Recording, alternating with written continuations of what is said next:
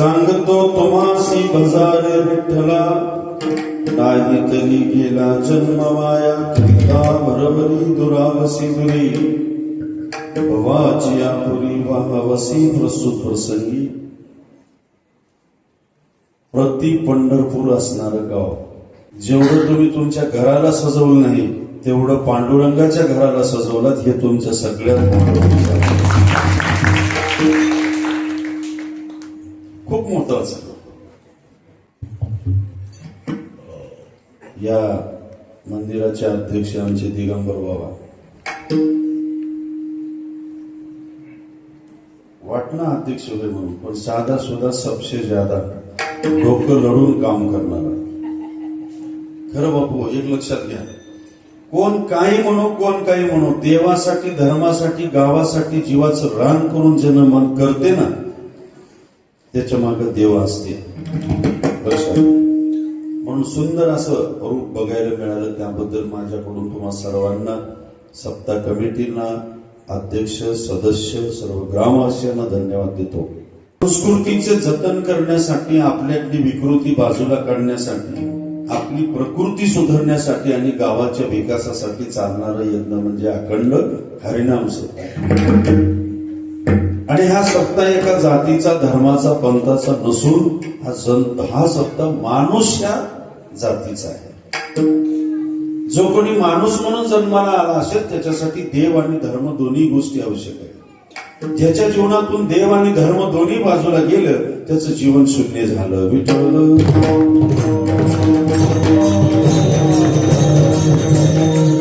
म्हणून या गोष्टीला सोबत घेऊन चालणं महत्वाचं आहे. आजपासून नाही, किती वर्ष सप्ताह कितवा आहे गणतीने. बापाने 100 एकर जमीन घेऊन ठेवली. काय बोललो लक्षात ठेवा. तुमच्या बापाने 100 एकर जमीन घेऊन ठेवली, त्याच्यावर अर्धा कोर सुद्धा घेऊ नका. लेकरीला सांभाळलं. या गावातल्या परिस्थिती अनुरूप खालीवरी करावं लागते ती गोष्ट वेगळी, पण ह्या शेतीबद्दल बोललो मी. बापाने तुमच्या 100 एकर जमीन घेऊन ठेवली, त्याच्या वरी जाऊ नका, खाली येऊ नका, पण वडिलाची प्रॉपर्टी सांभाळून ठेवणं हे तरुणांचं कर्तव्य आहे. हे तुमची जबाबदारी आहे. म्हणून त्या वाडवडिलांनी अतिशय कष्टाने हे सप्ताह उभा केला. म्हणून या सप्त्यामध्ये गेल्या अनेक वर्षापासून मला तुम्ही प्रेमानं बोलवता. याही वर्षी सप्ताह कमिटीच्या ग्रामवासियांच्या वतीनं आमचे परमस्नेही असणारे दिलीपरावजी त्यांनी मला संपर्क केला. तदानुषंगाने आज मी तुमच्या पुढे सेवेला उभा टाकलो. सेवेसाठी निवडलेला अभंग संत श्रेष्ठ जगद्गुरु तुकोबा यांचा आहे. एकमेव तुकोबा यांची तळमळ आहे. जन्माला आलेलं माणूस, प्रत्येक जीव म्हणजे इतर नाही, माणूस म्हणून जो कोणी जन्माला आला त्याचं जीवन वाया जाऊ नये ही तळमळ साधू संतांची आहे. काय म्हणतात तुकोबा आहे, हात जोडून सांगतात. मी बरेच वेळेस माझ्या कीर्तनात म्हणत असतो, एकमेव आई आणि वडिलाशिवाय त्या लेकराची चिंता दुसऱ्या कोणालाच नसते. माझ्या लेकराचं कल्याण व्हावं असं जर कोणी चिंतन करत असतील तर ते आई आणि वडील. विठ्ठल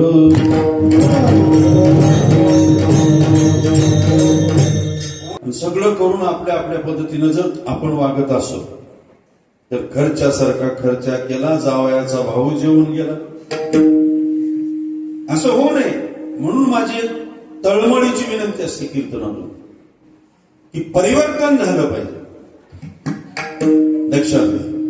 म्हणून सुंदर असा सोपा अभंग तुमच्या पुढे ठेवला, चिंतन करणे. आणि तुमचं गाव आहे का नाही, किती महाराजांना ऐकलं, किती मर्दन वादकाला बोलवलं. ज्ञानेश्वरच समाधान बसल्या म्हणून ओळखाले नाव तुमचं. हा, ज्ञानेश्वर. किती महाराजांना तुम्ही ऐकला, वेगवेगळे कलाकार बोलवला. 1100 पासून तर 1 लाखापर्यंतचा महाराज बोलू लागतो. म्हणून तुम्हाला सर्वांचा अभ्यास झालेला आहे. आता फक्त भांड्यांशी दूध तुम्ही जमा केलं, मंथन करायचं तेवढंच तुमच्याकडे आहे. मंथन ज्या दिवशी झालं त्या दिवशी लोणी निघेल, आणि जिथं लोणी निघेल तिथं तूप मिळाल्याशिवाय राहणार नाही, आणि जिथं तूप मिळालं तिथं रूप आल्याशिवाय राहणार नाही. विठ्ठल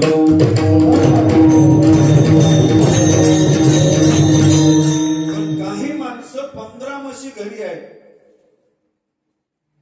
82 तूप आहे, पण त्याला गिळणं झालंय तूप, त्याला रूप आलंच नाही. लक्षात घ्या मी काय म्हणतो. म्हणून सज्जनो, एवढं सुंदर अभ्यासू चिंतनशील गाव असलेलं, यांना साथ देणारे मर्दंगवादक दुसरे आमचे दिलीपजी, सर्वांच्या चरणी नतमस्तक होऊन पांडुरंगा करू प्रथम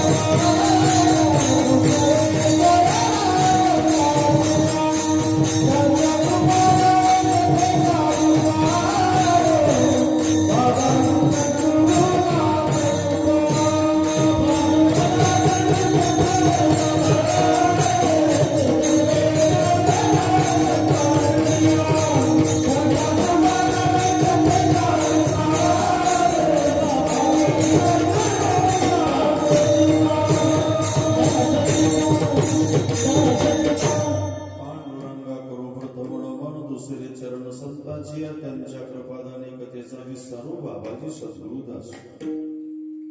सज्जनो, तुमच्या गावासाठी आज दिवाळी दसरा आहे.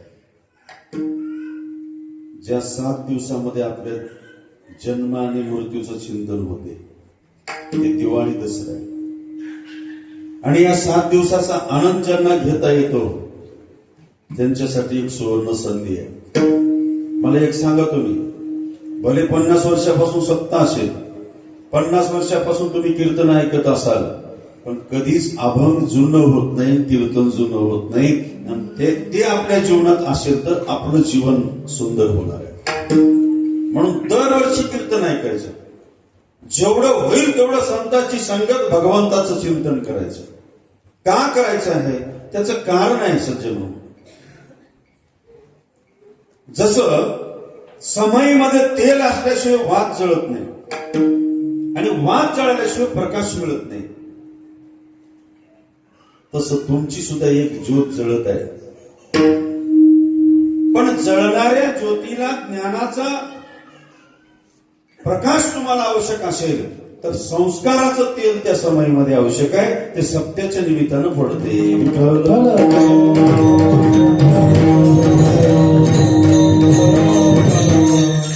मला एक प्रश्न विचारायची सवय असते. ज्ञानेश्वरराव, शेतात पेरणं शेतीसाठी का आपल्यासाठी? आपल्यासाठी. शेताला काय देणं घेणं आहे? तुम्ही पेरल्या काय 10 वर्ष तसं ठेवल्या का? काय देणं घेणं आहे? पेरणं हे आपल्या पोटासाठी आहे. लेकरीला सांभाळा. विठ्ठल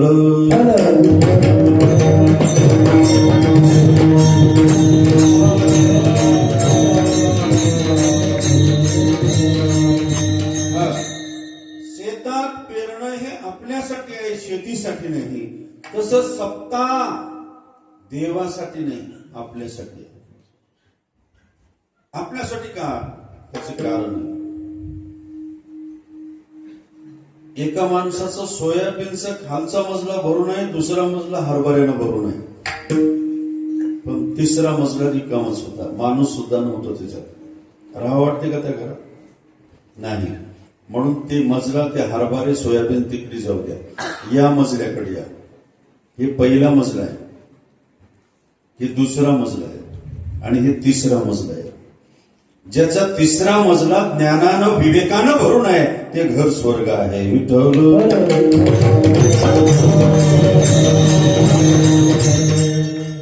सुंदर असं पंगत झाली आमच्या शेट्टी दादाची. काय नाव बाळाचं? शेट्टी पोशेट्टी बंडोड. खरंच माणूस उंचीला लहान आहे. शेट्टी पोशेट्टी आले की नाही? आले. पण मनानं फार उंच आहे. लक्षात घे. आणि खरंच त्याला लेकरूही तसंच त्याच मुलगा. आनंद वाटलं. आत्मीयतेनं त्याने आश्रमाला येऊन लग्नाची पत्रिका दिली होती त्यांच्या मुलाच्या. मला येणं शक्य झालं नाही, पण आज प्रत्यक्षात विठ्ठल रुक्मिणी सारखा जोडा माझ्या पायपूजेला घराच्या बाहेर आल्यानंतर मला आनंद वाटलं की खरंच त्या बापाला श्रीमंत होता आलं की नाही की, पण असे लेकरं जन्माला देऊन भाग्यवंत होता आलं. म्हणून मी आई वडिलांना विनंती करत असतो, श्रीमंत होणं हे प्रारब्धाची गोष्ट आहे, पण भाग्यवंत होणं हे प्रयत्नाची गोष्ट आहे. विठ्ठल म्हणून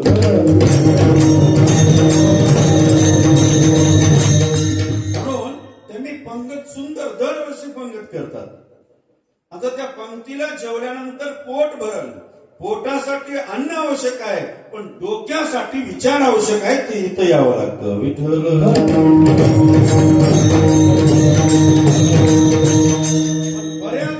विनोदानं सांगतो. 2 वर्षाचं लेकरू घेऊन देगलूरला 5 वर्षापूर्वी एक माय लेकरू जर लढलं म्हणून तिनं सगळ्या बस स्टँडला फिरली. लेकरू काही शांत बसणं. 10 रुपयाचं पुडा देऊन बघितली, भिर फेकून देऊन चिरपुडा. ब्रेड पुडा देऊन बघितली, भिर फेकून टाकून चिरपुडा. ते 5 रुपयेवाले हसते बघ, काही देऊन बघितले, काहीच नाही, चिरकुच लागलं. शेवटी तिनं त्या कंट्रोल साहेबाकडे जाऊन त्या लेकराला खांद्यावर घेऊन, साहेब मुंबईला एसटी किती वाजता आहे हो? त्यानं म्हणला माहिती उभा टाकली. नाही साहेब, ये गेल्यानं किती वाजता आहे हो? 2 वाजता आहे. ना 2ची गेल्यानं किती वाजता आहे हो? 4 वाजता आहे. 4ची गेल्यानं किती वाजता आहे हो? 6 वाजता आहे. बरं साहेब, एक्सप्रेस किती आहेत आणि पॅसेंजर किती आहेत? 2-4 आहेत माय. बरं साहेब, एक्सप्रेसला तिकीट किती, पॅसेंजरला तिकीट किती? त्याचं डोसकं किट करून टाकल्यानंतर साहेब म्हणला की सगळं विचारलं, पण तुला कुठं जायचं आहे? तिने म्हणली मसनोटीत जायचं आहे. तुला बोलल्यामुळं माझं लेकरू शांत बसले म्हणून बोलू लागलो, काहीच नाही. तसले काही टाइमपासचे राहते. दिवस काढायचं, रात्र काढायचं. टाइमपास म्हणून शाळा शिकू नका रे लेकरो. बापानं शिकू घातलं म्हणून शिकू नका. भाजी विकणारे आई बापाचं पोरग मंत्रालयामध्ये अधिकारी झालं. मुठेड जाम गाववाल्याने त्याची मिरवणूक काढली. मिरवणूक हार मावना गेली त्या लेकराच्या गळ्यामध्ये. काय आई बापाचं कॉलर टाईट झालं असं. म्हणून इथल्या तरुण मंडळीला मला सांगायचं आहे, विद्यार्थ्यांना मला सांगायचं आहे, अजून सांगतो, विद्यार्थ्यांनी असं डोक्यातून काढून टाका, किती वेळ देवाच्या मंदिरामध्ये बसून चिंतन केल्यानंतर 5 मार्क वाढतील? वाढतात का? अभ्यासच करावा लागतो. एखादा शेतकरी म्हणत असेल, नाही मी पांडुरंगाच्या मंदिरामध्ये 2 दिवस बसणार आहे, पेरणारच नाही. त्यानं जाऊन पेरते काय? लक्षात घ्या, तुम्हाला मेहनत करावंच लागणार आहे, काम करावंच लागणार आहे, पण देवाचं स्मरण करून त्याला निरोप देऊन कामाला लागायचंय. त्यानं तुमचा पराजय कधीच होऊ देत नाही. विठ्ठल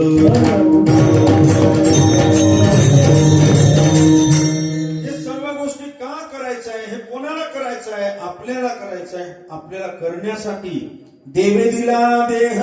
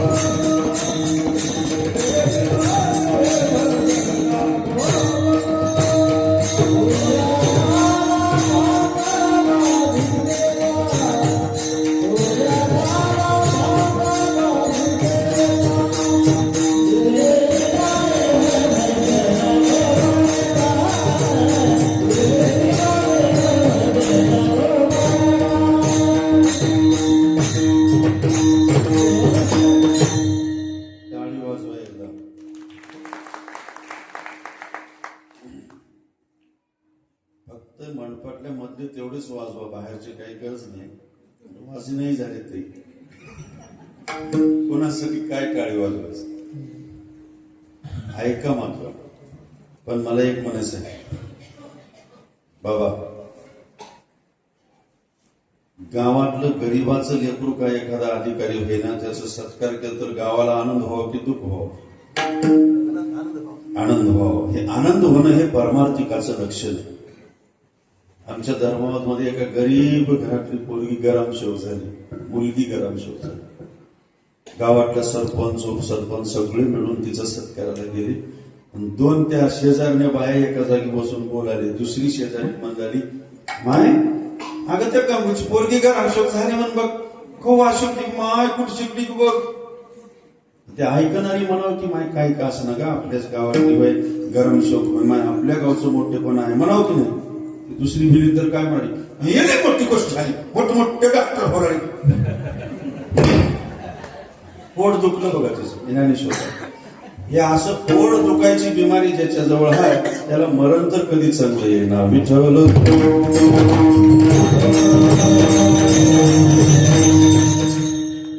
कसं मधून हसणारी माया, ह्याला पटलं बघा. माता भगिनीला पटलं. हे रोग यायच्यातलंही आहे. परवाच्या दिवशी आमच्या धर्माबाद तालुक्यामध्ये पाडव्याच्या दिवशी नंदी जाऊ एवढी सुंदर रांगोळी काढली आणि मटकी बिलिंदर बाहेर जाता जाता पायानं घासत गेला. कसं घालवा बोलण्यात मत तुम्हाला. अरे तुम्हाला तुमच्या गावाची रांगोळी चांगली वाटणार तर कशाला महादेवाला पाणी टाकायला जाता? कशाला पांडुरंगाची आरती करता? ज्या दिवशी जाऊ कळाली, ज्या दिवशी भाऊ कळाला, ज्या दिवशी माय कळाली, ज्या दिवशी बाप कळाला, ज्या दिवशी मित्र कळाला, ज्या दिवशी गाव कळालं, त्या दिवशी परमार्थ फळाला आला.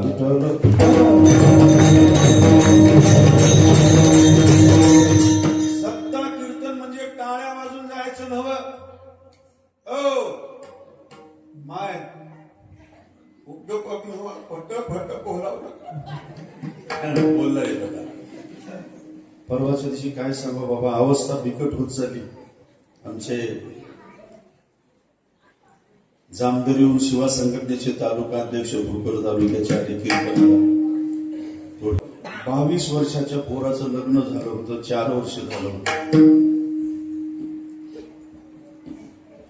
एकच पोरग माय, तुमच्यासाठी पोराला इकडे लक्ष द्या. एकच पोरग त्या माईला. बाप दोन्ही कानानं बहिरा बैठकीत बसून आहे. माय मात्र कानानं उगचानक होती. अर्धी भाकर खाऊन उठलं ते घरातलं पोरग. म्हातारी महंगच गेली. 2-2 भाकरी खाणारा तो अर्ध्या भाकरीवर का उठला असा? तुला माझी शपथ आहे. कोण म्हणलं? म्हातारी. पोरग म्हणलं तू बाहेर ये, बाहेर ये, मधी गर्दा करू नको. का म्हणलं असं नसं? घरात काय होती? घरात सांगल्यानं कोण होतं घरात तुम्हाला कळलं? बाहेर आहे माय. बाहेर आल्यानंतर वर्ग सांगू लागलं. काय सांगू माय तुला?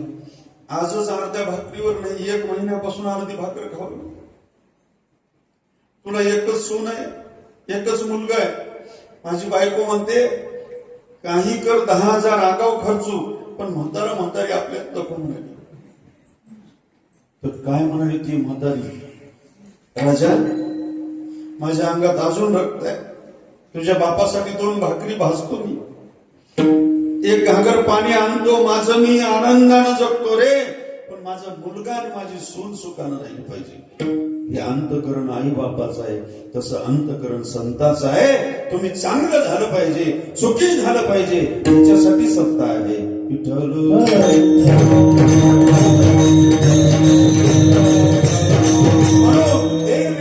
देह भजना गोमका, एवढं सुंदर तुम्हाला देह दिलं. ज्या डोळ्यानं तुम्ही त्या परमात्म्याचं स्वरूप पाहू शकता आणि ज्या कानानं भगवंताचं गुणगान ऐकू शकता, त्या मुखानं भगवंताचं गुणगान गाऊ शकता. पण हे न करता आम्ही थोडस बाजूला चाललो. म्हणून सावध होण्यासाठी आम्हाला साधू संतांनी जागा केलं आणि हे कीर्तन एक माध्यम निवडलं. जर जगद्गुरु तुकोबाराय जन्माला आले नसते तर आपण कुठं राहिलो असतो दिगंबर बाबा, कळालं नसतं. लक्षात घ्या. ज्यांच्या घरामध्ये संत आणि ग्रंथ ते घर श्रीमंत. विठ्ठल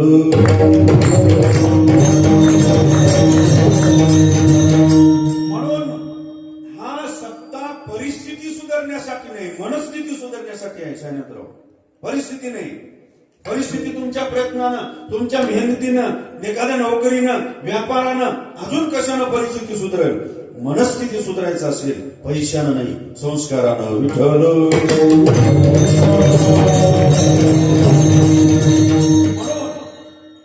साधू संतांचे खूप मोठे उपकार आहेत आमच्यावर. काय सांगू आता सजनारे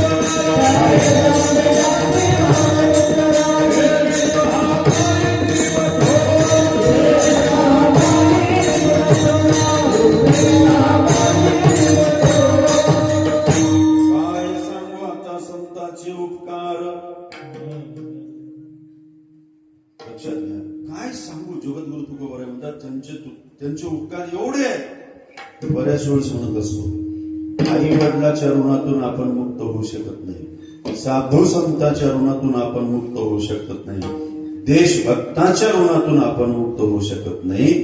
म्हणून मुक्त होण्याचा प्रयत्न कुठल्या तरी रूपानं करायचा. आता काय काय करू लागलं बघा. सप्त्यामध्ये एक कोणी पंगत घेऊ लागला, कोणी पैसे सत्यासाठी देऊ लागला. यामुळे तुमची धनशुद्धी होऊ लागली. धनशुद्धी लक्षात घ्या. तुमच्याकडे कोटी रुपये असू द्या, पण इकडे जर तुमचं काही नसेल तर तुमची धनशुद्धी होऊ शकत नाही. चला पैसे देऊन घरी झोपलात कूलरला, तुमची मनशुद्धी होऊ शकत नाही. इथं यावंच लागणार आहे.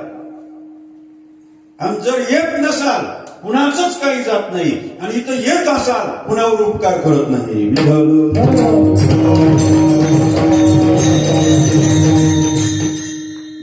2 डिग्र्या केलेला माणूस आहे. तुम्हाला दरवर्षी सांगतो, ग्राउंड टीचर, क्लास टीचर. पोथी वाचून कीर्तन सांगू लागलो नाही, मी अनुभवानं उभा टाकलो.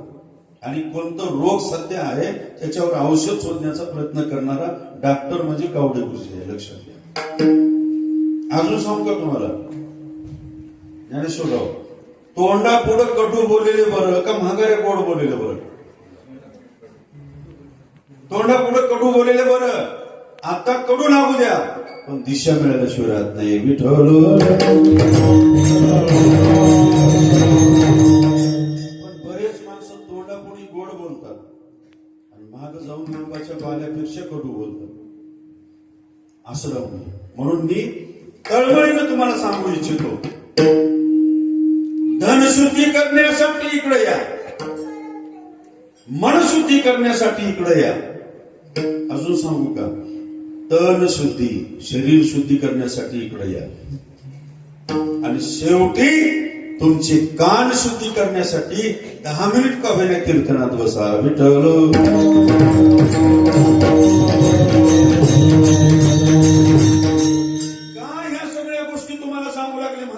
त्याचं कारण आहे, तुम्ही धर्मवाची घटना वाचवलात. तोडकर साहेब,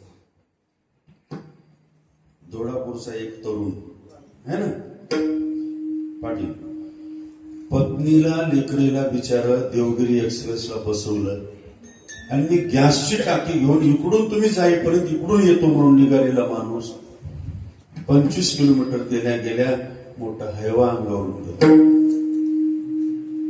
हा प्रवास जीवनाचा आहे. कळालं कोणाला? संताला. अजून सांगू तुम्हाला, या महाराष्ट्राचे उपमुख्यमंत्री अजितदादा पवार, काही जण म्हणतील त्याच कशाला गावरडे देतो, ते राष्ट्रवादीचं होय.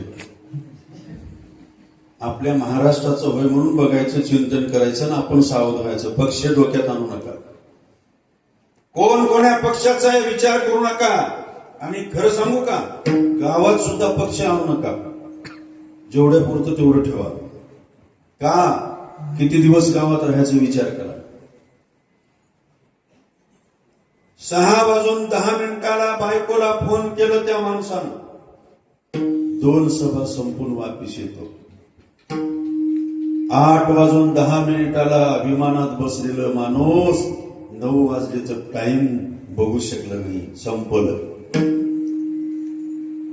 काय बोललो लक्षात ठेवा.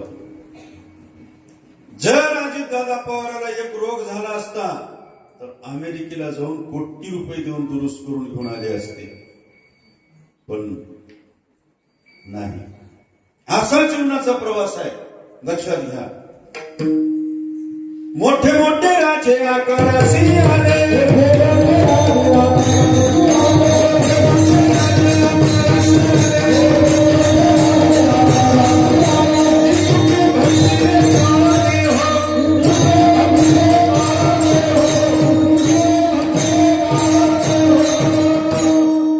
ही जीवनाची व्यथा आहे. म्हणून सावध व्हा. आणि त्याला अजितदादा पवाराचं घरानं निघालं, विमान डोळ्यापुढे आलं की सायनाथराव बालाजीराव माझ्या पुढे एक लक्ष आहे.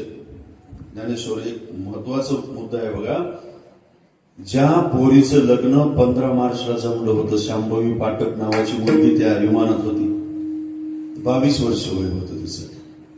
आई वडिलाचं स्वप्न पूर्ण करावं म्हणून 12वी पास झाली आणि बाहेर देशाला जाऊन विमान उडवायचं शिक्षण घेतली, पायलट झाली. पोरींनो, लक्ष देऊ नाही का. केवळ आई वडिलाचं स्वप्न पूर्ण करावं म्हणून 12वीचं शिक्षण पूर्ण करून बाहेर देशाला जाऊन त्या दिवशी मुंबईच्या विमानतळावरून पहिल्यांदा विमान उडू लागली तर त्या आई वडिलाच्या डोळ्यातून धारा लागली. खरंच माझी मुलगी आज आकाशात झेप घेतली. आता याच्यापेक्षा आम्हाला काही कमाई करायचं नाही. पण त्याच आई वडिलाच्या डोळ्यात 28 जानेवारी दुःखाचे अश्रू अख्खं जग त्या पोरीसाठी रडलं, 22 वर्षाच्या. म्हणून कसं जगला त्याला अर्थ नाही. मेल्यानंतर 2 माणसाच्या तरी डोळ्यात आपल्यासाठी पाणी आलं पाहिजे, त्याला जगणं म्हणावं. विठ्ठल,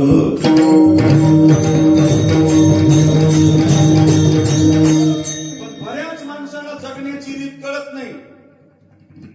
8 दिवसाखाली 80 वर्षाचं म्हातारं मारुतीच्या पारावर पायरीवर जाऊन आपला आपण रडला एकटं. आणि त्याच्या बाजूचं शेजारी ती 80 वर्षाचंच होतं.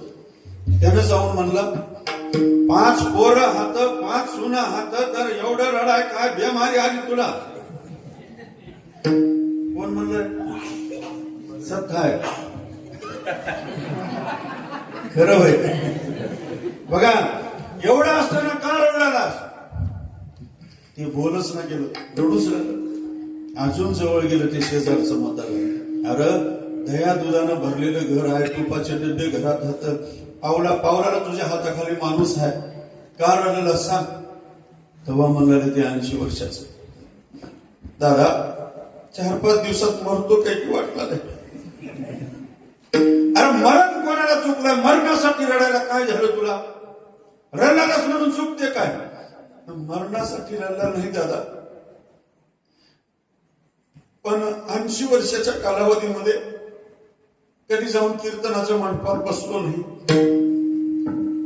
कोण्या भंडाऱ्यात पत्राळी काढलो नाही, कुठली पंगत घेतलो नाही, कोण्या महाराजाला चांगलं बोललो नाही, माय म्हणलो नाही, बाप म्हणलो नाही, कोणाची सोयरीक जोडू दिलो नाही, कोणाचा शेताचा सौदा जगू दिलो नाही,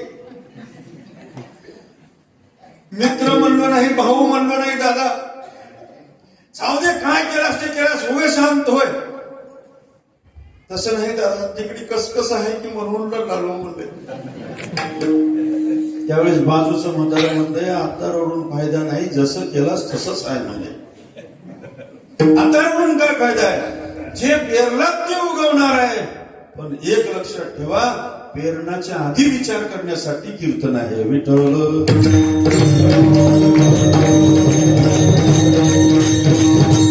साधू संतांनी तुम्हाला आम्हाला तेवढं मोठं उदाहरण अजितदादाचं द्यायला मला वेळ नव्हतं.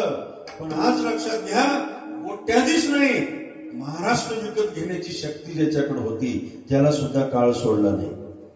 म्हणून मनस्थिती सुधारा.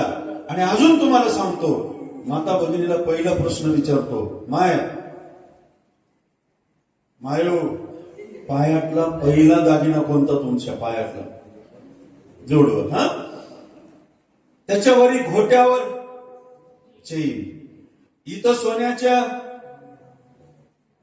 पाटल्या. बरोबर आहे का? सोन्याच्या पाटल्या. कोण म्हणले बाटल्या? इकडे पाटल्या म्हणायचे, बाटल्या म्हणायचे, एकच येईल. विठ्ठल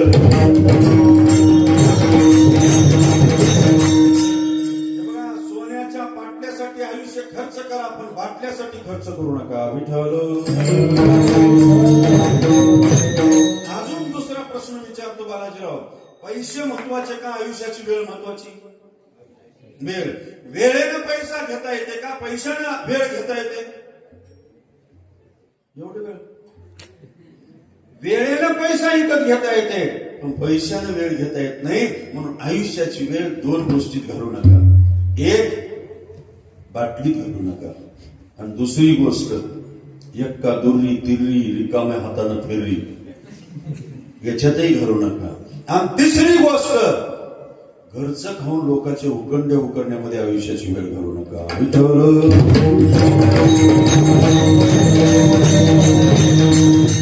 भले तुमच्या घरी तुम्ही बसा. मी आता येता येतो आमचे यजमान शेतीदादा नाव, माणूस छोटस आहे पण नाव नाही अवघड आहे. नावच आहे ना, विचार साधं सुद्धा सबसे ज्यादा अख्खं घर माझी पूजा केले. आणि बोलत बोलत बोलत थोडस खूप मोठी वर्षाला सेवा आहे, पण माळ टाको म्हणून वाटणं. पण मी त्याच्यासाठी त्याला बघितलं एक उत्तर दिलो, अंतरी निर्मळ वाचेचा रसाळ, जरी ज्याच्या गळ्या माळ असो नसो. मी का सांगितलं? तुम्ही तुमच्या घरी राहा, देवाचं भजन करा, शेतात काम करा, व्यवहार करा, व्यापार करा, पण तुमचं आयुष्य वाईट कामामध्ये खर्च करू नका. विठ्ठल.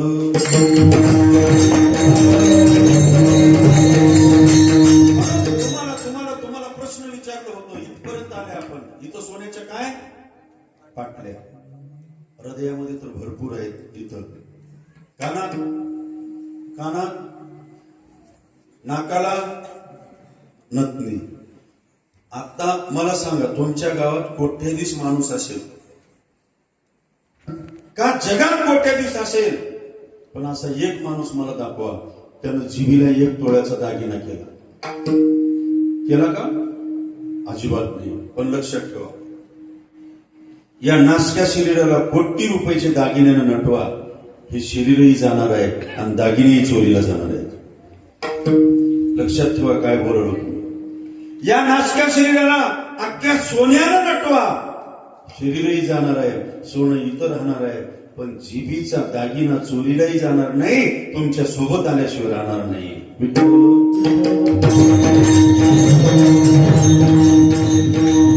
हे कळालं कोणाला? जगद्गुरु तुकोबारायला. म्हणून अभंगाच्या सुरू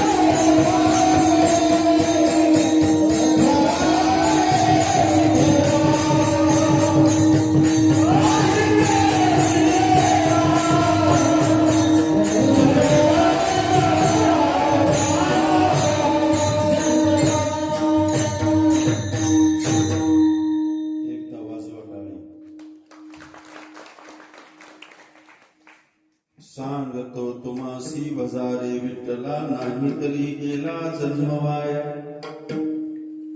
त्यांना काय गरज होती सांगायची? एकच अशी जात आहे महाराज साधू संताची. बुडत हे जण देखवे ना डोळा. स्वतःच्या लेकराचं कल्याण व्हावं तसं आईला वाटते, तसं संताला वाटते माझ्या लेकराचं चांगलं व्हावं. भले आईला लाता मारू दे लेकरू, भले बापाला मारू द्या, पण आई वडिलाचं अंतकरण एवढंच की माझ्या लेकराचं कल्याण व्हावं. तुम्हाला आठवते का एक दृष्टांत फार सुंदर. नदीमध्ये एक बेंडकोळी वाहत चालली, पोहत पोहत पोहत मजा करत चालली. असं आज मस्त 1 तास पोहावं असं तिला वाटतं. बऱ्याच लांब गेल्यानंतर एक विंचू पलटी मारत येऊ पाण्यामध्ये वाहून चाललं होतं. पण त्या बेंडकोळीचा अंतकरण बघा, कोणाचं काय लेकरू नाही ना माय, मरून जाईल म्हणून तिला असं खालून जाऊन वर घेतलं इंच्याला पाठीवर. कोणाचं काय लेकरू नाही ना, काठावर सोडून टाका म्हणून पळत जोरात गेली. थोडं काठावर उतरते असं की इंच्याच्या मनात आलं आपली ओळख करून देऊनच उतरावं म्हणून. बघा, उतरता उतरता पाठीवरला नरम भाग बघितला, लांगी मारला पट्ट्यान, उडी मारून बसला तिकडे. असे बरेच माणसं राहतात तुमच्या गावात, हात की नाहीत की काम झालं की लांगी मारायची.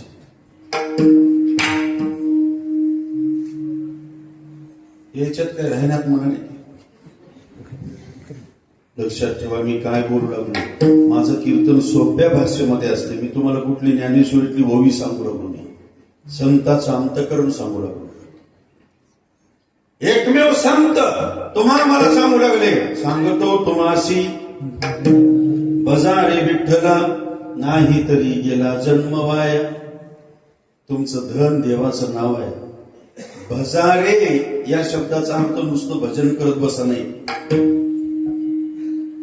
आई वडिलाची सेवा करा, सासू सासऱ्याची सेवा करा, गावाची सेवा करा, भावाची सेवा करा, जावाची सेवा करा, बहिणीची सेवा करा, साधू संतांची सेवा करा. त्याच्यात विठ्ठलाचं भजन आहे. बघा, तळमळ होती वाचवण्याची, त्या विंचवाला काठावर नेऊन सोडली, पण उतरताना लांगी मारून पलीकडे जाऊन हसत बसलं. तिनं पाण्यात बुड लागली, वर निघू लागली. बाजूची बेंडकोळी म्हणाली, तुला कळलं नाही ते किती वंगळ आहे, पाठीवर घेऊन गेलीस त्याला, बरं केलंय की. त्यावेळेस ती जिला त्रास होईल ते बेंडकोळी काय बोलते लक्षात घ्या. अगं, मला त्यानं लांगी मारला, हरकत नाही, एखादा तास मला त्रास होईल, पण मला एवढा आनंद वाटते बाई, आज मी एका जीवाला वाचवलो, ते पुण्य माझ्या डायरीत जमा झालं, हे मला आनंद वाटतो. का देव दिला देह, एवढं सुंदर देह दिलं ना, या देहानं परोपकार करा, कोणाला तरी सुख द्या, कोणाला तरी वाचवा. एवढं म्हणल्या पलीकडे बेंडकोळीचं तोंडच बंद झालं. मी वाचवलो.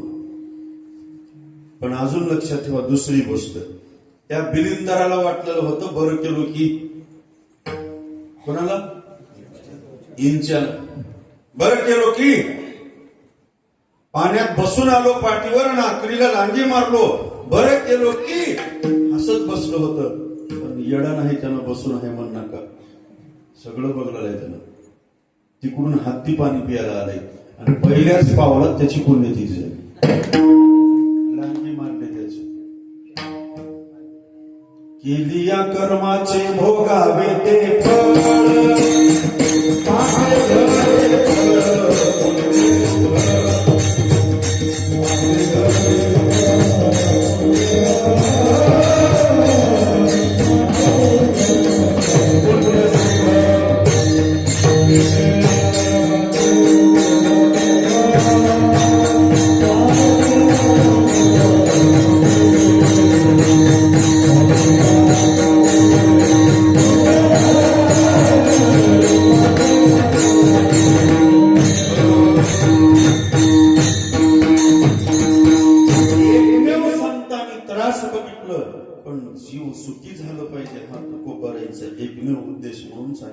कृपारे सांगतो तुम्हासी भजारे विठ्ठला नाही तरी गेला जन्म वाया एकदा गेलेला जन्म वाया परत मिळणार नाही याच जन्मी ओळखी करा तुम्हाला संसार संगम भोगुनिया संसार सोडा कोणी म्हणलं नाही पण संसार आम्ही एवढं डोक्यात फिट घेतलो की बरेच माणसं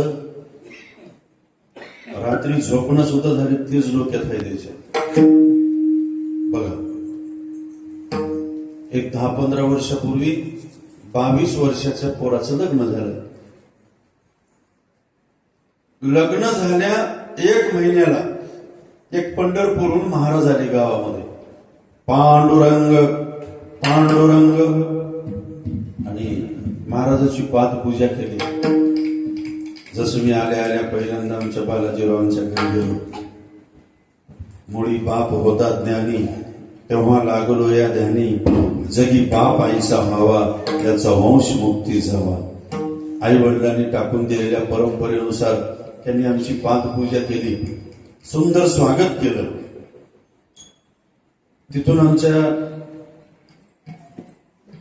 बंडोडकी त्यांच्या घरी गेलो त्यांनीही स्वागत केलं तिथून आमच्या सायनाथरावनी एकमेव आमच्या दिलीपरावांचा आग्रह होता पण दिलीपराव तर माझ्या घरचेच आहेत म्हणून त्यांच्या घरी गेलो नाही वेळच मिळाला नाही हा असो तुमच्या गावामध्ये भाग्यवंतांची संख्या आहे संत घरी आल्यानंतर स्वागत कसं करावं हे सांगायची गरज नाही त्या जोडप्यानं स्वागत केलं आणि महाराज त्या जोडप्याला काय म्हणले 22 वर्षाच्या लग्न म्हणलं की आता बघा हे लग्न म्हणलं की मलाच कसं नाही बोलायला रात्री लग्नाचं घरानं काढलं की 2 पोरं उठून गेली माझ्या खेळतून तुमच्यावर नाहीच वाटायला असू द्या असली त्यांनी काळजी करू नका माझ्याकडे बायोडाटा द्या एक ना दिवस महिनाभर लेट होत्या करून टाकू लग्न म्हणलं की मला कसं तरी वाटतं कारण का 2 दिवसापूर्वी एक पोरग मारुतीच्या मंदिरा पुढे जाऊन मारुती पुढे उभा टाकून जवळपास 5 मिनिटं मारुतीला रागानं बघलं बघा असं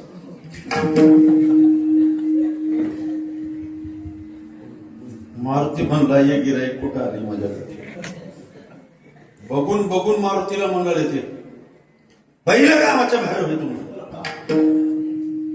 मारुती म्हणला माझं काय चुकलंय गेट आउट म्हणलं म्हणलं अरे का पण 15 दिवस झालं मंदिरला येऊ लागलो तुझ्या एकतरी सोयरी काढलास की म्हणलं मारुती म्हणलाय मजीच जमली नाही अजून तुझं कुठं बोंब मारू ऐका बरोबरच होतं ना तसं जाऊ द्या लग्न झालं की का सांगलो मी लग्न बाजूला ठेवा केव्हा तरी होईल झाले त्यानं तरी कोणता सुखाचा आहे म्हणून एक येऊन मारुतीच्या पारावर रडलाय दुसरं विचारले काय झालंय इथं येऊन रडायला त्यानं म्हणला तुझं बरं आहे संसार मला नका उठल्या उठल्या जेवायची सवय आहे लवकर जेवायला दे म्हणजे परत फेकून मारली बघ लग्न झाले तिथे काही सुख आहे काय परत फेकून मारली बघ काय जग म्हणला समजा काय जगण्याचा अर्थ आहे काय पहिलं म्हणलं दुसरं काय म्हणाले एवढंच आहे की झालं की पुढचं तर काही नाही की अरे तुझी परत फेकून तर मारली माझं काय सांग म्हणलास लाटणं हिबाळून मारली तर अजून बोलून डोक्यात आहे म्हणले कोण सुखी आहे इथं तसे नाही विनोद म्हणून सांगितलं कोणी सुखी नाही चला 22 वर्षाच्या तरुणाला एक संत महात्मा भेटला संत येते घरातोची दिवाळी दसरा बाबा या वर्षी तुम्ही दोघं पंढरपूरला या वारी करा असं सांगितल्यानंतर त्या जोडप्याने सांगितलं महाराज आता काय आमचं वय पंढरपूरला येण्यासारखं नाही जरूर येऊ पण एखादा पाळणा खाल्लं की येऊ हे एक बिमारी बघा होईना झालं लग्न होईना झालं लग्न झालं लेकरं होईना झाले पुन्हा देवाला बोंबलायचं चलत राहते हे कारण महाराज म्हणजे हरकत नाही तुमची इच्छा पाळणा हलायची आहे ना पाळणा हल्यानंतर पंढरपूरला या एक नाही 4 पाळणे हल्ली गरबी पंढरपूरकडे नव्हती. पुन्हा महाराज आले. पांडुरंग हरी. काय झालं, पंढरपूरला आला नाही. त्यावेळेस ते हळू म्हणले, नवरा त्या बाईचा, महाराज तुम्हाला म्हणलो होतो पाळणा हरला की येतो, पण एक नाही 4 पाळणे हरले, पण 4ही कार्ट्याच झाले बघा, पोरग झाले. 5वा पाळणा हरला की पंढरपूरला येतो. महाराजांना ओळखीलं, पोरग व्हायची अपेक्षा आहे, तथास्तु जा. 5वा पाळणा हलत. 5वा पाळणा हल्ला, पोरग झालं. 4 पोऱ्या झाल्या होत्या तर बाबळाच्या पानावर साखर वाटला नाही पट्ट्यात. 5वं पोरग झाल्यानंतर साऱ्या गावाने फिरले, या रामराव पेडा, या दिगंबरराव पेडा, या ज्ञानेश्वरराव पेडा. अरे काय झालं, पोरग झाले घ्या पेडा, पोरग झाले घ्या पेडा. कस काय, केव्हा तरी ठेवते जोडा, घ्या पेडा, घ्या पेडा. लक्षात ठेवा, एवढा आनंद झाला. 5 पाळणे हल्ले, मुलगा मोठा झाला. 4ही पोरीचं लग्न, 5व्या पोराचं लग्न. पोरी गेले सासरी, घरी मुलगा नोकरीला लागला. सून घरी आली, पण सूनही नोकरीची, मुलगाही नोकरीचा, दोघही पुण्याला निघून गेले. आता घरी कोण. पंढरपूरला जावं म्हणण्यामध्ये 80 वर्षे निघून गेले. ना कीर्तनाला येऊ शकले नाही, ना पंढरपूरला नाही, ना भजन नाही, ना काहीच नाही. 75 वर्षाची म्हातारी, 80 वर्षाचं म्हातार. सुंदर आपला संसार चालू आहे. एका दिवशी म्हातार पाणी आणलं तिकडं हापशावून, आणि म्हातारी घरी बसून स्वयंपाक करू लागली.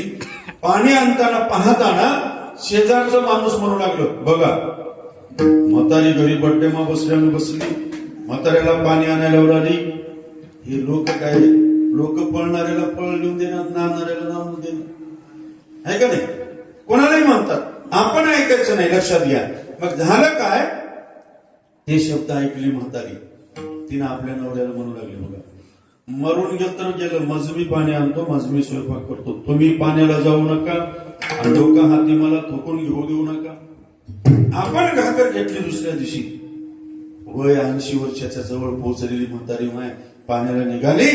हापशाचा असा दांडा मारता मारता हातातून सुटला, कपाळाला लागला, जागेवर पडली, म्हातारी गेली.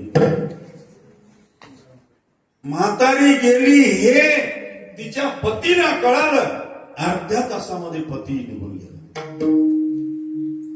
मी असं तुम्हाला दुःखाची गोष्ट म्हणून सांगू लागलो नाही. हे करत असताना अपेक्षेपोटी संसार पूर्ण करण्यासाठी 80 वर्ष घातले, पण इकडं आले नाही. याचा अर्थ काय झालं, अभंगाचं दुसरं.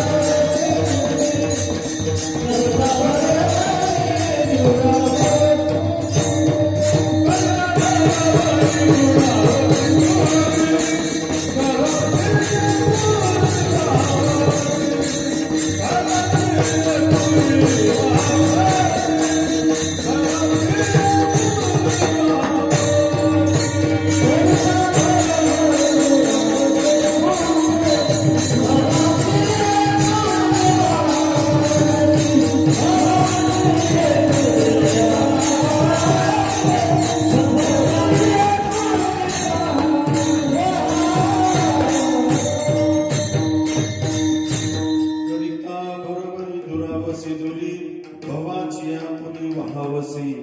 म्हणून काय करा सांगतो तुम्हासी बजारे विठ्ठला, नाही तरी गेला जन्म वाया. तुमचा जन्म वाया जाऊ नये. संसार करू नका, व्यापार करू नका, नोकरी करू नका असं कुठल्याच साधू संतांनी सांगितलं नाही. पण करत असताना जो करता करविता आहे, आम्ही बाहुल्याच्या जाती सूत्र दोरी त्याच्या हाती, त्या भगवंताचं स्मरण करा.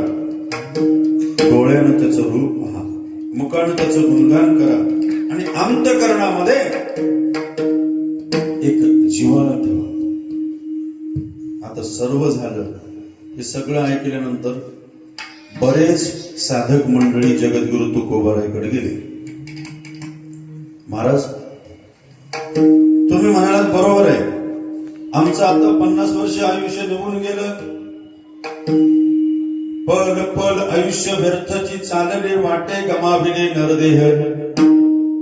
एवढं आयुष्य गेलं महाराज. आता देवाकडे गेल्यानंतर हे बघा, जन कधी नाही ते मंदिराला गेला, त्याला काय माहित देवाला काय नाही होते, विचारच नाही,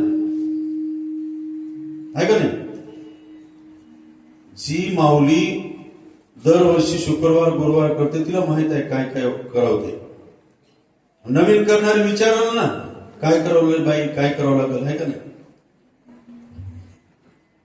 तसं जगद्गुरु तुकोबारायकडे येऊन काही साधक विचारतात, महाराज तुम्ही म्हणता देवाचं नाव घ्या, तुमचं आयुष्य वाया चाललं, पण त्यांच्याकडे जाण्यासाठी देवाकडे काय आवश्यक, काय काय वस्तू लागते सांगता का.